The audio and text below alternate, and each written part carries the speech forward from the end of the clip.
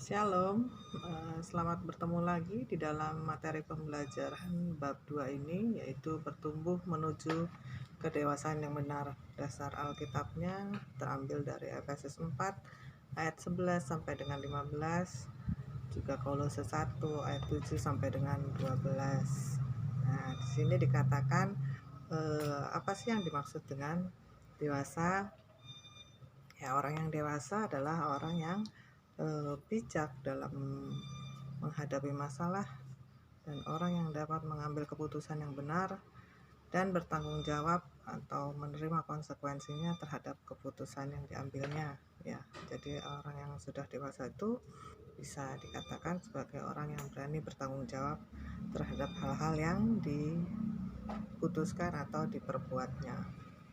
Nah, kedewasaan itu pada setiap manusia itu bisa terjadi secara natural atau normal saja, ya. Artinya kedewasaan itu tidak bisa dipaksakan. Nah, orang yang umurnya banyak atau misalnya sudah dikategorikan dewasa belum tentu mengalami kedewasaan yang benar, ya. Atau sebaliknya, orang yang masih muda yang umurnya mungkin masih remaja atau dikatakan di bawah umur, tapi mungkin dia sudah bisa mengambil sikap dewasa atau mengalami kedewasaan. Karena kedewasaan itu adalah pilihan dari kita sendiri, apakah kita mau merubah sikap kita menjadi dewasa atau tidak. Makanya dikatakan tidak bisa dipaksakan. Nah, ketika manusia sudah mengalami kedewasaan, ya khususnya kedewasaan iman, pasti dia mengalami satu pengenalan takut akan Tuhan. Bisa dibaca nanti di Filipi 3 ayat 10 atau di Amsal 1 ayat 7. Kemudian orang yang dikategorikan dewasa, ya khususnya juga dalam iman, pasti hidupnya menghasilkan buah-buah roh. Buah-buah roh itu ada berapa?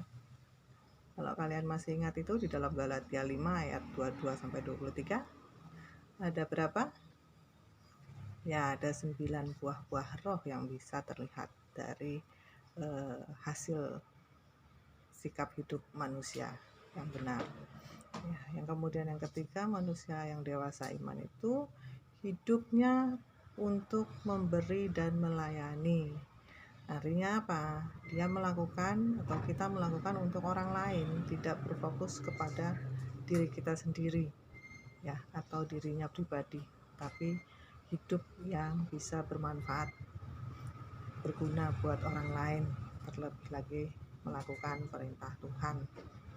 Serta yang keempat, orang dikatakan dewasa iman, yaitu orang yang berhasil atau bisa menjalani proses Allah. Ibrani 12 ayat 11.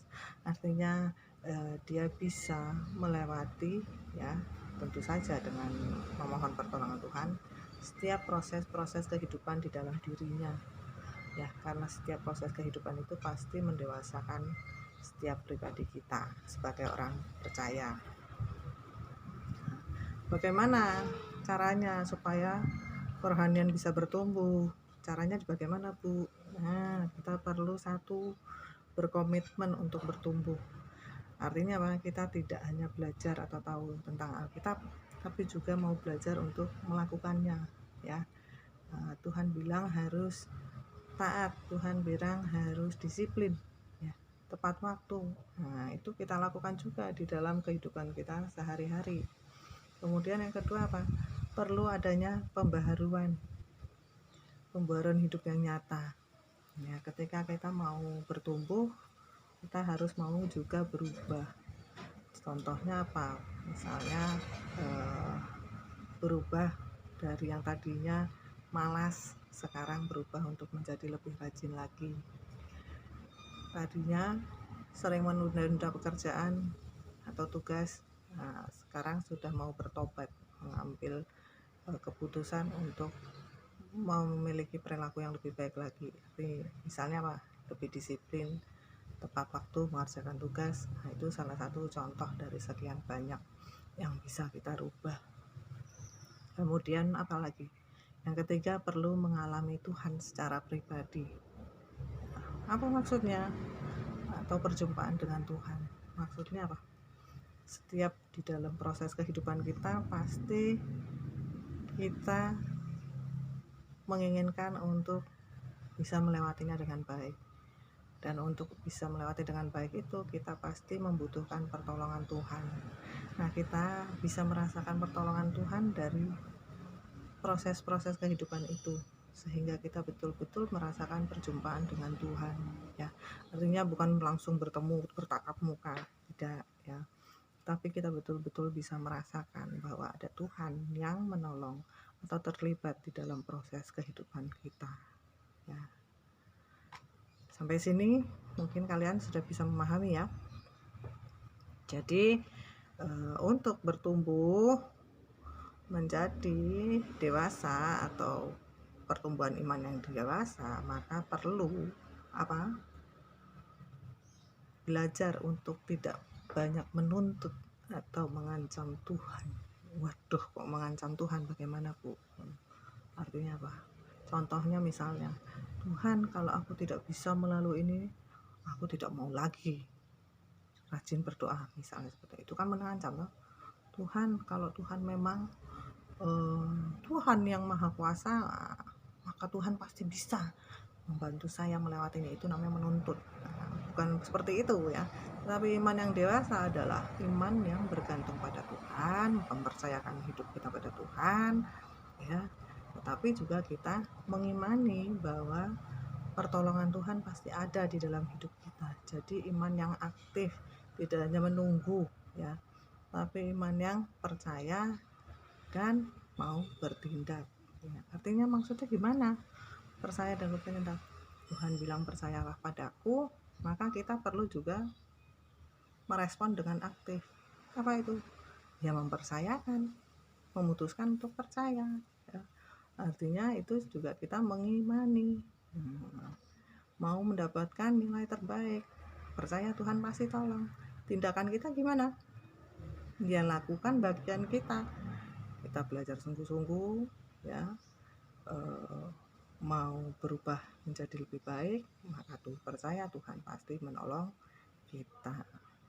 Jadi dapat dikatakan bahwa iman yang dewasa atau mengalami kedewasaan dalam iman khususnya